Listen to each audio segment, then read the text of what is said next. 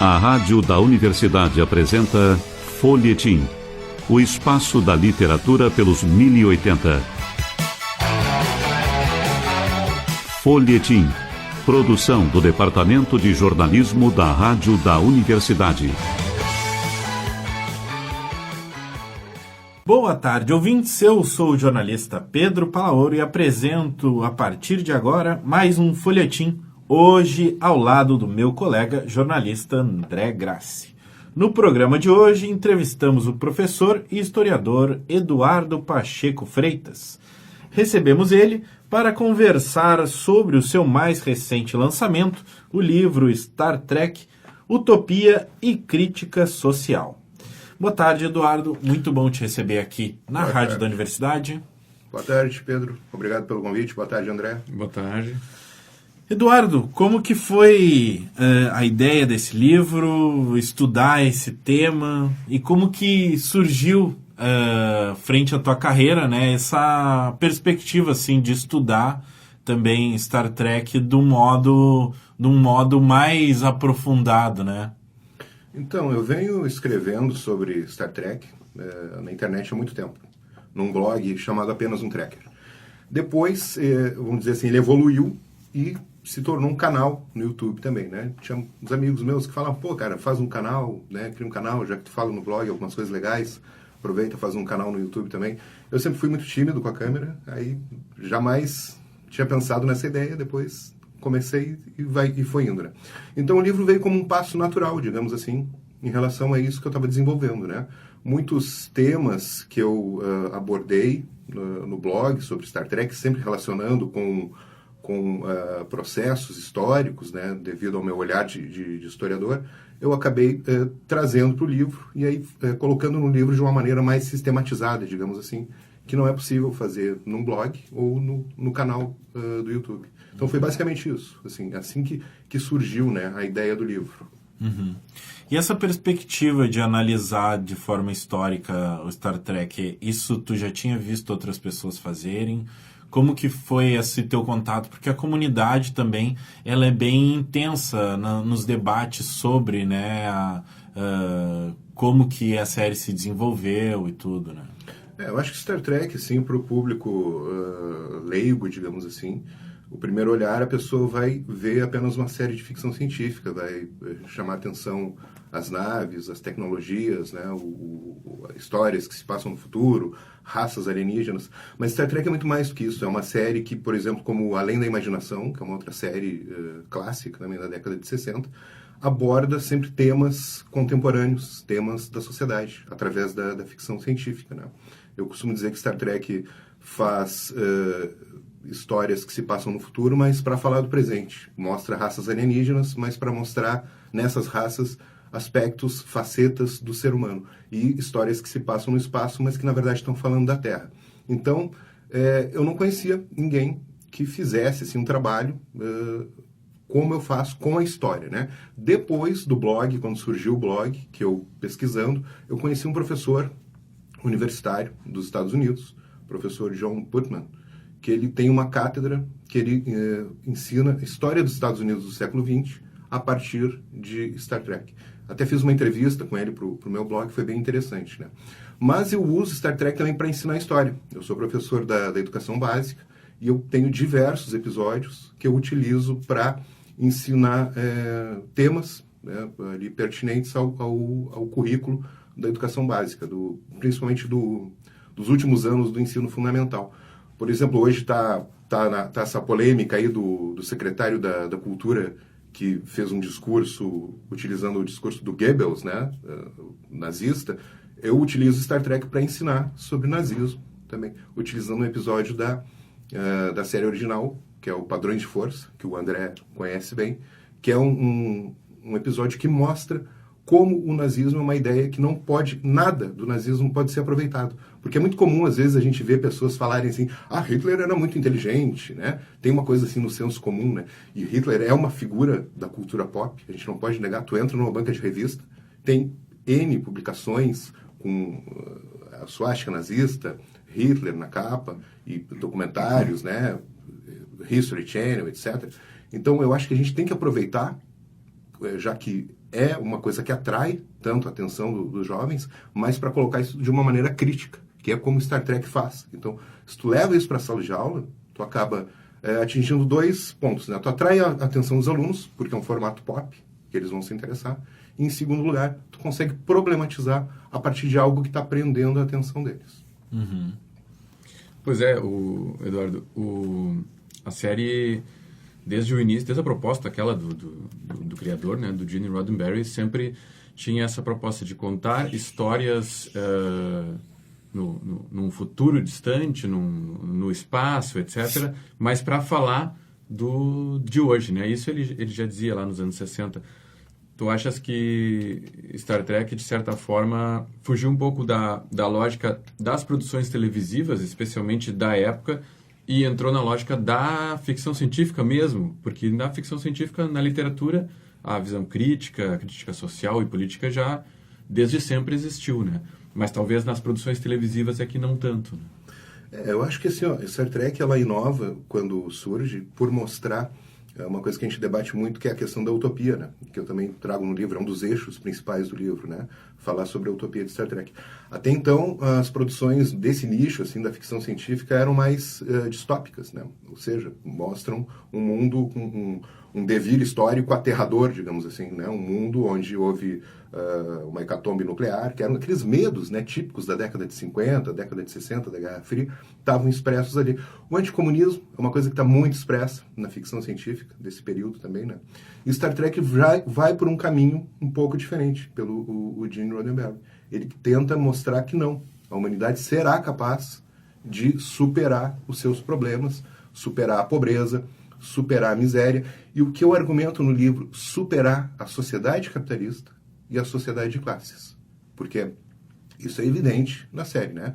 Quando eu vejo um fã conservador, né, foi lá ontem mesmo no canal, um camarada perguntar se eu estava socializando o livro, né? Porque ele diz, tu é um comunista, o livro tu tem que dar de graça. Quer dizer, o cara não entende, ele não sabe nem o que é socialismo, né?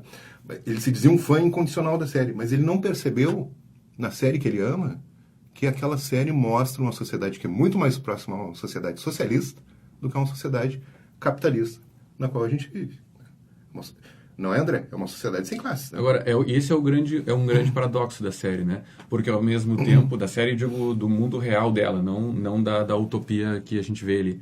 Ela estava dentro, principalmente lá no início, né? Mas ainda hoje, dentro da lógica de produção de Hollywood e da TV americana, que é bastante perversa, no sentido de que se sobrevive pela audiência, consequentemente anunciantes, consequentemente valores tradicionais da sociedade norte-americana, dos Estados Unidos, né? Então, isso parece às vezes um paradoxo, né? Como é que talvez sejam inseridos valores ali um pouco diferentes ou desejos de uma realidade diferente, mas tendo que obedecer a essa lógica aí, né? Essencialmente capitalista. Eu acho que isso torna ainda a coisa mais incrível, né? E o fato de Star Trek existir uma coisa mais grandiosa, porque é bem isso que tu falou, né?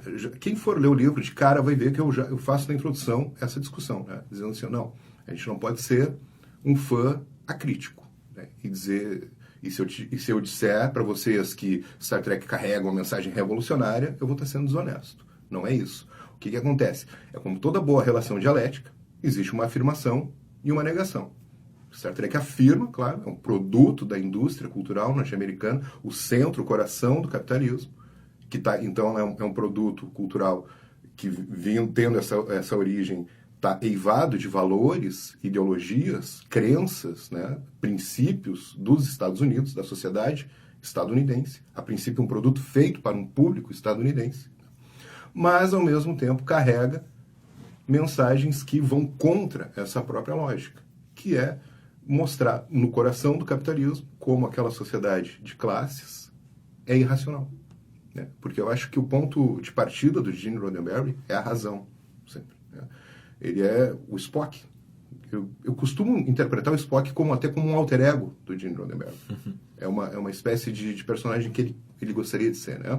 Que superou a religião, as crenças, as mistificações, através da razão, né, pura. Então, eu acho que é muito interessante isso em Star Trek, a gente perceber como é dialética, né? Como eu estava falando, né? Ela traz a sua própria contradição dentro dela. É um produto do capitalismo? Mas é um produto que mostra uma sociedade pós-capitalista. No caso do Spock, o próprio personagem mostra essa contradição, né? Porque daí ele também tem o lado humano, que por um lado serve para, digamos, aproximar o espectador dele, identificar, mas também mostra que não dá para ser só a razão, tem a emoção também, e as fraquezas, etc. É por isso que ele é um personagem genial, né? Isso. Porque ele tem um conflito dentro dele, né? Então, o conflito é a base do drama, da boa história. Apesar do Gene Roddenberry ser sempre o cara contra não pode haver conflito entre os personagens principais. Isso era um problema para os roteiristas, né? Poxa, como é que nós vamos escrever uma boa história se não tem conflito, né, entre os personagens? Mas aí tu para pensar, o próprio Spock, ele é um conflito internamente, né? Eduardo, uma questão que chama atenção aqui quando a gente fala de Star Trek e da utopia, né, é que Star Trek agora já tem de 1966, né, então tem mais de 50 anos e agora a gente vive num momento na qual a distopia também é algo muito presente na ficção. E a utopia meio que se perdeu, né? A gente vê muito poucas produções hoje, tanto audiovisuais quanto ficcionais literárias, utópicas. Qual que é a importância da gente trazer, do ponto de vista mesmo histórico, de tentar narrar a realidade, né? Entender a realidade, reinterpretar ela, a partir de narrativas utópicas? Eu acho que a utopia, talvez o Eduardo Galeano falasse algo nesse sentido, de que a utopia é aquilo que nos faz caminhar para atingir, né, esse mundo superior. Vamos dizer o seguinte, assim, desde o início da humanidade existe o sonho de que, em todas as civilizações, né, existe o sonho de que o mundo possa ser um mundo melhor, né? Por exemplo, os indígenas brasileiros perseguiam a terra sem males, né? E assim tu vai encontrar mitologias desse tipo em todas as civilizações. Eu acho que mais do que nunca é importante a gente refletir sobre, poxa, é esse mundo que a gente quer, que a gente vive atualmente? Tá, e se não é esse mundo, a gente vai ficar parado esperando que ele se transforme naturalmente, como as narrativas liberais dizem que vai acontecer? Por exemplo, no livro eu discuto um pouco o pensamento da Hannah Arendt. A Hannah Arendt, o pensamento dela é influente em Star Trek, inclusive. Uma porque em Star Trek não houve uma revolução, né, socialista que transformou o mundo primitivo num mundo superior. Não. Foi o advento tecnológico. Dão a entender que houve guerras, talvez, destruições. Sim, houve guerras. Mas eu acho que assim, o ponto principal que se coloca, pelo menos eu sou muito influenciado por um livro de um escritor francês radicado nos Estados Unidos, que é o Manu Sadia. Ele escreveu um livro sobre a economia de Star Trek. Ele é economista e ele analisa a economia de Star Trek. E ali ele vai dizer o seguinte, olha, o que aconteceu? Foram os replicadores. O que é um aparelho replicador em Star Trek? É um aparelho que produz qualquer coisa, desde uma xícara do chá, lá do Capitão Picard, até um instrumento musical que o Data faz, né, para aquele camarada do século XX que acorda lá no episódio The Neutral Zone. Uma impressora 3D, só que super avançada em imprimir coisa, o que posso imaginar. Só que o detalhe, esse bem, ele é de acesso universal. Qualquer pessoa tem. O que aconteceu? Simplesmente a relação com o trabalho, e como eu sou marxista, para mim o trabalho é central no desenvolvimento das sociedades, né? O trabalho foi modificado completamente. Não existe mais a necessidade de se trabalhar para não morrer de fome. Não havendo essa necessidade, ninguém mais é explorado por outra pessoa. Não há exploração do trabalho do homem sobre o homem, por causa dos replicadores. Então é a tecnologia. Isso a Hannah Arendt dizia, né? A Hannah Arendt era o pensamento dela era um pouco assim, trabalhadores do mundo, aguardem, a tecnologia vai os salvar. Né? Quando desenvolver a tecnologia, a desigualdade social vai desaparecer. Pensamento liberal, para acomodar as pessoas, né? Então a gente não pode esperar. Então, respondendo a tua pergunta, a utopia é muito importante para a gente pensar aonde a gente quer chegar. Só que a gente não pode ficar simplesmente assistindo Star Trek, né? Aí tem que fazer o seu trabalho, seja num movimento social, seja num partido político, seja na sala de aula, né? Onde tu conseguir trabalhar para tentar transformar o mundo. E aí atingir aquela ideia do Marx, que era assim, acabar com a pré-história da humanidade, que é onde a gente vive, e iniciar de fato a história. Eu vejo isso nitidamente na história de Star Trek, né? A humanidade estava na sua pré-história, a partir do momento que ela se desenvolve, que surge a federação, inicia a história da humanidade.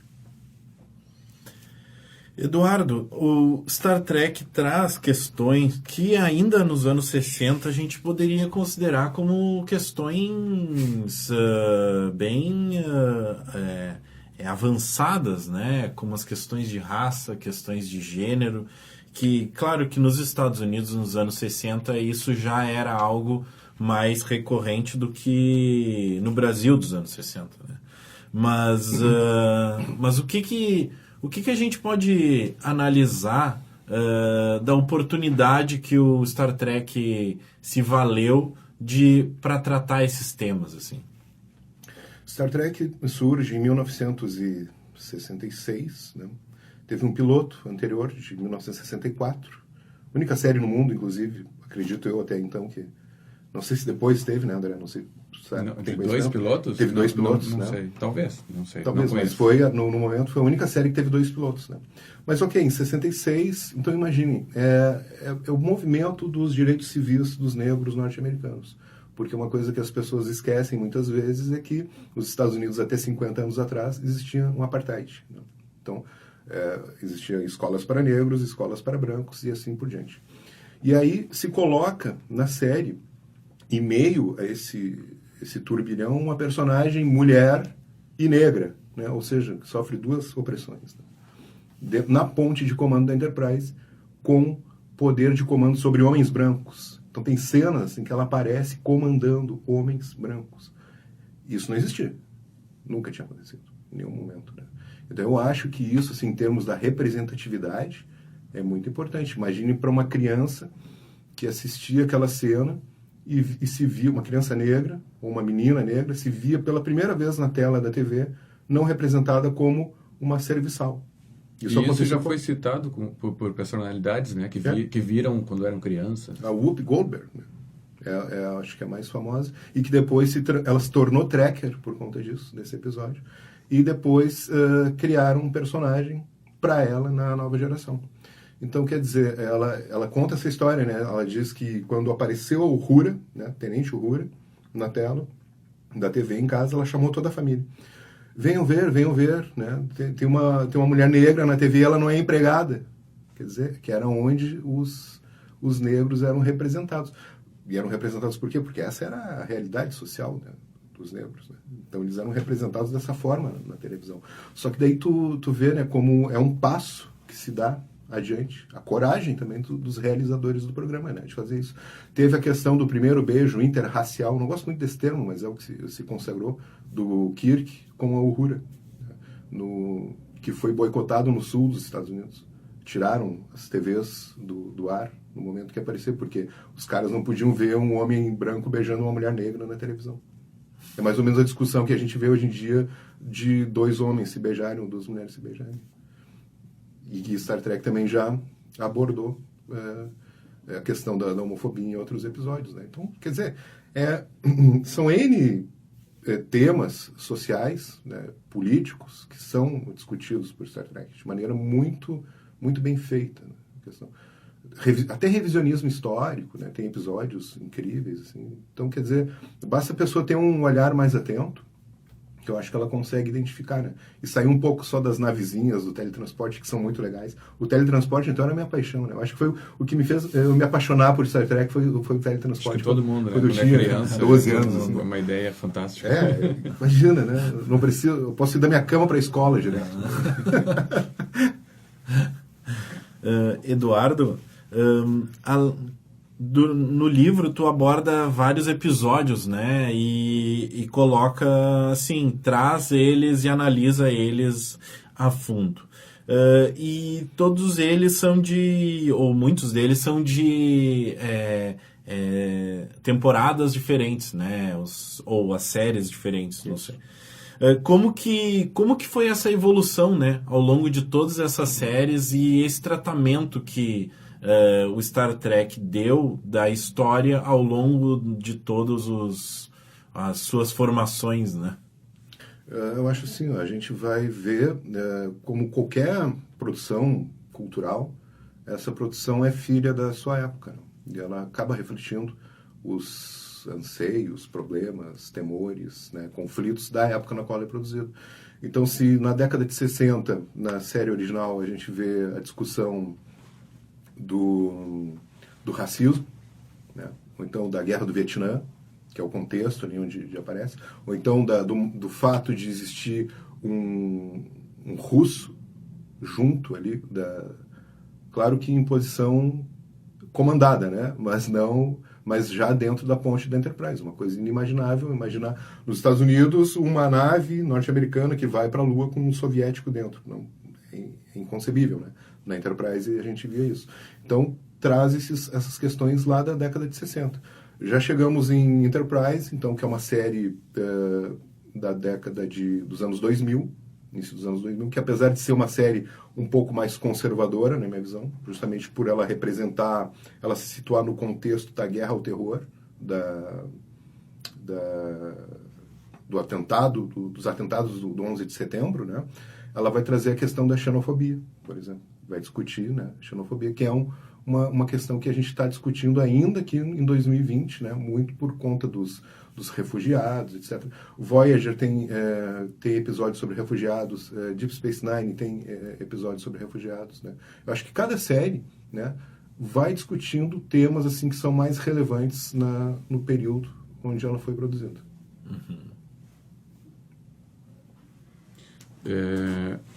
A linguagem do teu livro é bem simples, digamos, até didática, né? Procura ser, pelo menos essa sensação que a gente tem. Quem que tu imagina que é o público, é o fã, são os teus alunos, talvez, ou o público em geral que talvez nem seja, nem aprecia a série em si? Para quem que tu dedicas essas análises? Em primeiro lugar, assim, André, quando eu pensei em escrever o livro, pensei em escrever, claro, para os fãs, para pessoas que têm conhecimento prévio da série. Apesar de eu buscar sempre contextualizar, né? Quem for ler vai perceber que eu tento sempre explicar um pouco ali de onde é que está vindo tudo, o personagem, a série, tal nave, etc., para contextualizar o que eu estou discutindo. Eu acho que os fãs, então, é o primeiro público, mas são os fãs de esquerda, geralmente, porque um fã que é de direita e que não tem interesse em abrir uma nova perspectiva, o cara vai, tipo, morder o livro, sei lá, vai ficar bravo, vai rasgar o livro, né? Eu acho que é por aí, assim. Gostaria que outras pessoas que fora, assim, da esquerda, fãs de Star Trek de ficção científica, lessem. Mas acho um pouco complicado pelo contexto que a gente está vivendo, que é bem difícil. Né? E isso também a gente chama atenção, essa situação, assim como aconteceu com outros âmbitos familiares, de círculos de amigos, a partir de 2016 para cá, 2018 principalmente, né? Quer dizer, tinha encontros de fãs aí, ou discussões virtuais, né, pela internet entre fãs, amigavelmente ignorando um pouco essa visão crítica de Star Trek, mas apreciando, enfim, o lado das histórias, dos personagens. E isso se tornou mais difícil, né? A partir desse momento que a gente vive, principalmente no Brasil, né, agora. Eu acho que, de certa forma, isso é claro que é desagradável, por um lado, mas é positivo, André. Sabe por quê? Porque revela que se escancarou mesmo quem é quem e a luta de classes. Tá? Eu, como marxista, eu acho que existe a luta de classes na sociedade e ela era mascarada no Brasil. E ela sempre foi mascarada. E a gente nunca teve uma evolução política e social no Brasil que realmente fosse um encontro dos anseios das massas, porque isso sempre ficou escondido, né? Sempre teve aquelas figuras que apareceram e que diziam que iam governar para todos, etc, etc. Então, não, eu acho que agora a coisa escancarou de vez. E, apesar de ser assustador, pelo menos a gente está vendo quem é fascista, né? Porque o que tem de fascista aparecendo é uma coisa assim, fora do comum, é assustador. Só que a gente não pode se assustar, né? A gente tem que, apesar de ser complicado, a gente tem que ir pro embate, né? Contra eles, porque senão o que vai acontecer? O Brasil vai virar uma teocracia fascista. Né? E isso eu acho que ninguém quer, né? Com episódios de censura em filmes da Netflix, lá o episódio da Porta dos Fundos, né? Quer dizer, chegamos num ponto onde não se pode mais falar. Não, e uma censura tão absurda, gente, né? Pelo fato de dizer que Jesus fazia uma representação de Jesus homossexual. Olha o que está por trás disso, né? Eu acho que essa que é a questão também que a gente volta, né, o Star Trek, da questão do quanto a ficção pode incomodar, né? O quanto a ficção realmente é vista pelas pessoas como uma leitura da realidade e o quanto ela é uma tentativa de reinterpretar. Tu consegue ver assim como que as pessoas hoje analisam isso ou não analisam e simplesmente reagem.